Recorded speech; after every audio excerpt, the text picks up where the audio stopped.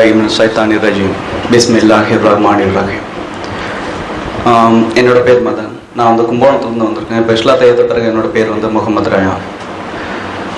நான் இந்து மதத்தில் இருக்கும்போது பெருசாக வந்து கோயிலுக்கு போய் சாமி கும்பிட்ற அந்த மாதிரி ஒரு ஆள் இல்லை.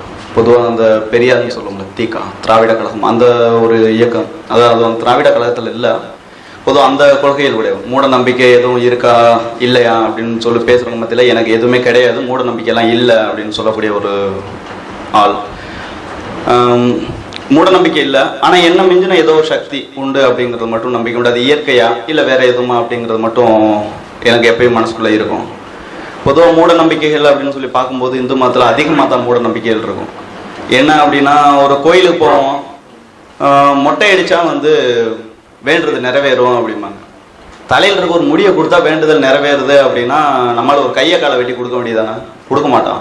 ஏன்னா கையை வெட்டினா திரும்ப வளராது, முடியை வெட்டினா மட்டும்தான் முடி திரும்ப வளரும். அப்படின்னா ஒரு வேண்டுதல் வைக்கும்போது தலையில் இருக்க மொத்த முடியும் கொடுக்கும்போது வேண்டுதல் வருது அப்படின்னா மாதம் மாதம் எல்லாருமே முடி வெட்டிக்கிறோம். அட்லீஸ்ட் பாதி வேண்டுதலாக நிறைவேறணும்ல, நிறைவேறாது. ஏன்னா அது ஒரு மூட நம்பிக்கை. மக்களை எந்தெந்த விதத்தெல்லாம் ஏமாற்ற முடியும் அப்படிங்கிறது நிறையா இருக்கு. இப்போ அது வேணும் நம்மளுக்கு. ஆனால் நான் இஸ்லாத்தை ஏற்றுக்கிட்டது காரணம் வந்து இஸ்லாத்தில் இருக்கக்கூடிய விஷயங்கள் எல்லாமே இன்னைக்கு நம்ம ஏற்றுக்கக்கூடிய ஒரு சயின்டிஃபிக் சயின்ஸ் அப்படின்னு சொல்ல ஒரு டிபார்ட்மெண்ட், அந்த டிபார்ட்மெண்ட்டை வச்சு நம்ம அனலைஸ் பண்ணி பார்த்தோம் அப்படின்னா குர்ஆன்ல இருக்கக்கூடிய 100% வார்த்தைகள் எல்லாமே வந்து இந்த சயின்ஸ் டிபார்ட்மெண்ட்டோட ஒத்து போகக்கூடிய ஒரு வார்த்தைகளாக தான் இருக்கும்.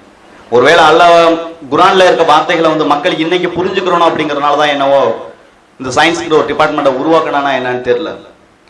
ஒரு விந்துல இருந்து தான் மனுஷன் உருவாக்குறான் அப்படிங்கிறது வந்து இன்னைக்கு நானா வந்து 10th புக்கில் இனப்பெருக்கவியல்ங்கிற ஒரு சப்ஜெக்டில் படித்த பிறகு தான் எனக்கு அதை பற்றி தெரியும். ஆனால் இதை வந்து 1400 வருஷத்துக்கு முன்னாடி நமது இறுதி தூதர் முஹம்மது நபி ஸல்லல்லாஹு அலைஹி வஸல்லம் அவர்கள் எடுத்துரைத்தார்கள் மக்களுக்கு. ஆனால் இன்னைக்கு வந்து நம்ம சயின்ஸ் படித்தோம், நான் 10th படித்தேன் 12th படித்தேன் அப்படின்னு நம்ம ஈஸியாக சொல்கிறோம். ஆனால் அன்னைக்கு வந்து அவர் படிக்கலை. படிக்காத ஒருத்தருக்கு வந்து இப்படித்தான் வந்து உயிரினம் வந்து உருவாக போகுது அப்படிங்கிறது வந்து எதுவும் இல்லை. அவருக்கு எப்படி தெரிஞ்சு? அவர் எதுவும் ஏட்டில் படிச்சாரா? படிக்கவும் இல்லை. அவருக்கு இறைவன் அறிவித்தான், அவர் மக்களுக்கு அறிவித்தார். இது ஏற்றுக்கொள்ளக்கூடிய உண்மை. மேலும் வந்து இஸ்லாத்தில் இருக்கக்கூடிய சட்டத்திட்டங்கள் நான் இன்னும் ஃபுல்லாக வந்து தெரிஞ்சுக்கல, எனக்கு தெரிஞ்ச அளவுக்கு ஓரளவுக்கு சொல்றேன். இன்றைய காலகட்டத்தில் நம்ம எடுத்துக்கிறோம், மேக்சிமம் இன்னைக்கு ஒரு 100% மக்கள் வாழக்கூடிய இடத்துல 80-85% லவ் மேரேஜ். லவ் மேரேஜ்னு சொல்லி நம்ம பண்ணும்போது 1 வருஷம் அதிகபட்சம் வாழ்றோம், 1 வருஷத்துக்கு அப்புறம் டிவோர்ஸ், அவ்வளோதான். டிவோர்ஸ் பண்ணிட்டு அதுக்கப்புறம் we are just friend அப்படின்னு சொல்லிட்டு திரும்ப பேசிக்கிறாங்க, அப்பப்போ திரும்ப மீட் பண்ணிக்கிறாங்க.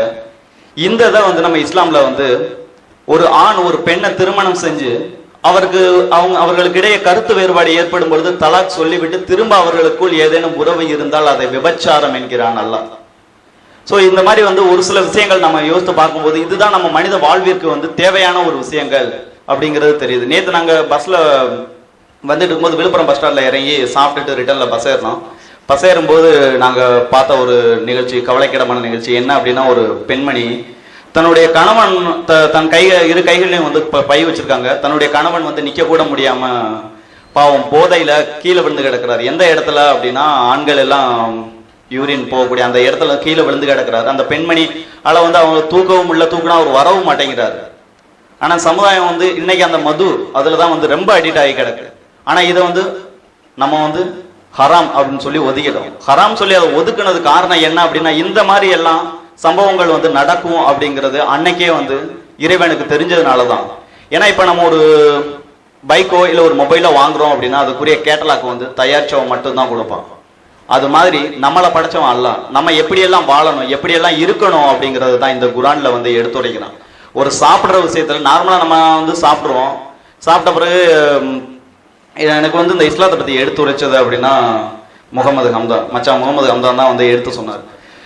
இப்போ நம்ம சாப்பிட்டுட்டு நம்ம சுன்னத்துப்படி நம்ம கை விரல்களை வந்து சப்பிடுவோம். அது வந்து என்ன காரணம் அப்படின்னா, நபி சொல்லி கொடுத்தாரு நாங்கள் பண்றோம், நபி சொல்லி கொடுத்தாரு பண்றோம் அப்படின்னு தான் வந்து எல்லாருமே வந்து சொல்லுவாங்க.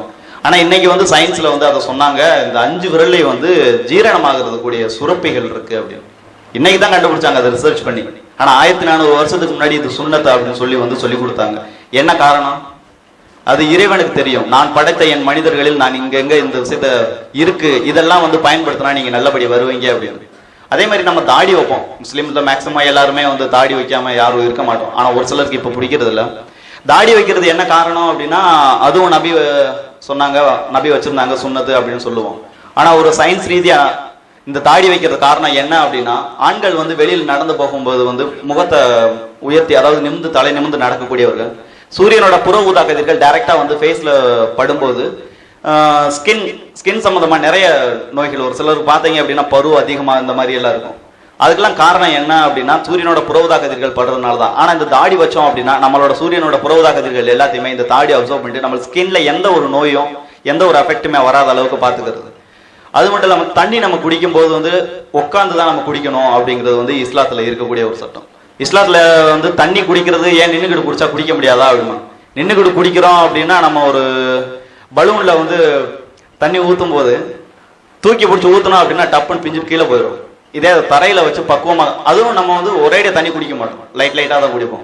குடிக்கும்போது லைட்டா நம்ம அந்த பலூன்ல தண்ணி ஊத்துறோம் அப்படின்னா தேவைக்கு அதிகமாகவும் அதுல முடிஞ்சா ஊத்த முடியும், கீழே அதே மாதிரி விழுகாத அளவுக்கு ஊத்த முடியும், அந்த பலூனும் உடையாது. இது எல்லாமே வந்து எப்படி அன்னைக்கு வாழ்ந்த அந்த முகமது நபி ஸல்லல்லாஹு அலைஹி வஸல்லம் அவர்களுக்கு எப்படி தெரிஞ்சு, எல்லாமே வந்து இறைவன் அறிவித்து கொடுத்தான். அதை வந்து இவங்க சொன்னாங்க. ரொம்ப எனக்கு பிடிச்ச நபி தோழர்கள் சகாபாக்கள் அப்படின்னா உமர் அவர்களை சொல்லலாம். அவரோட ஆட்சி காலத்துல வந்து பொற்காலம் அப்படின்னு தான் சொல்றேன். நம்ம காந்தியடிகளே வந்து சொல்லியிருப்பாரு, சுதந்திர இந்தியாவின் ஆட்சி உமரின் ஆட்சியை போன்று இருந்தால் நன்றாக இருக்கும் அப்படின்னு அவர் சொல்லியிருப்பாரு. காரணம் என்ன அப்படின்னா, அவரை வந்து அந்த அளவுக்கு வந்து ஆட்சி புரிஞ்சாரு. மூட நம்பிக்கைகள் அப்படிங்கிறது வந்து கிடையவே கிடையாது எங்கேயுமே. அவரோட ஆட்சி காலத்துல அதே மாதிரி நியாயம் அது மட்டும்தான் வந்து வழங்கப்படும், தீர்ப்பு இது வந்து ரெண்டு பக்கமுமே பேசப்படும் அப்படிங்கிறது தான் வந்து சொல்லுவாங்க. ஒரு ஒரு ஹதீஸ் வந்து முகமது நபி வந்து ஒரு சொத்து வந்து பிரிக்கிறாங்க. சொத்து பிரிச்சு அந்த கொடுத்த போது ஒரு பையன் வந்து அந்த ஒரு மரத்தை வந்து ஆசைப்படுறான். ஒரு மரத்தை ஆசைப்பட்ட போது அவங்க போய் அந்த பாகம் பிரிக்கும் போது இன்னொருத்தவருக்கு அந்த மரம் போயிடுச்சு.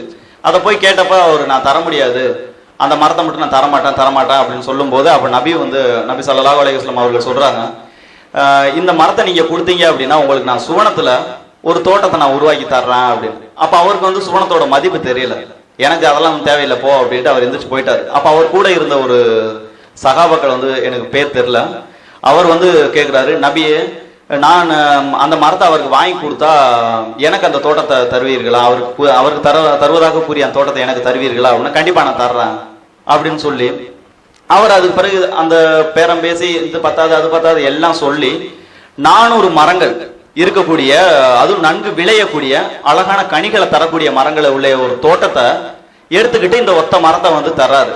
காரணம் என்ன அப்படின்னா, அந்த சகாபாக்கு வந்து பணம் அப்படிங்கிறது வந்து பெருசா இல்லை. இன்னைக்கு வந்து நம்ம எல்லாருமே வந்து பணம் அது மட்டும்தான் வந்து பெருசா தெரியும். ஆனா சுவனம் அப்படிங்கிறது வந்து எதுக்கு யாருக்குமே நம்ம அதை மதிப்பு கொடுக்கறதா இல்லை. ஏன்னா நம்ம பண்ணக்கூடிய தப்புகள் இதுக்கு தான் வந்து அதிகமா இருக்கு. ஆனா வந்து இஸ்லாத்துல வந்து தப்பு அப்படிங்கிறது வந்து எதுவுமே இல்லை, பண்ணக்கூடாது அப்படிங்கிறது தான் இருக்கு. பண்ணக்கூடாது அப்படிங்கிறதுக்கு வந்து நம்ம வந்து ஹலால் ஹராம் சொல்லி ரெண்டு இது பிரிச்சு வச்சது காரணமே வந்து நம்ம உடல்நிலைக்கும் நம்ம இறைவனுக்கு செலுத்தக்கூடிய நன்றிக்கு மட்டும்தான். நான் இஸ்லாத்தை மெயின் வந்தது காரணமே இதுதான். எனக்கு சட்டத்திட்டங்கள் பிடிச்சதுனால தான் நான் வந்துச்சேன். அல்ஹம்துலில்லாஹ். فارتقي في الخير وارقى أفقا إنها العلياء تبغي مسلما أنت عنوان لأمجاد الأولى فاهجر الأوحال واصعد في السماء فاهجر الأوحال واصعد في السماء فارتقي في الخير وارقى